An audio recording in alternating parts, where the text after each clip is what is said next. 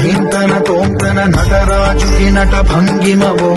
ధీంతన తోంతన శంకరునికి సంకీర్తనవో ఈశ్వరుడే అను నిత్యం తనలో తలచుకునే ఓంకారమువో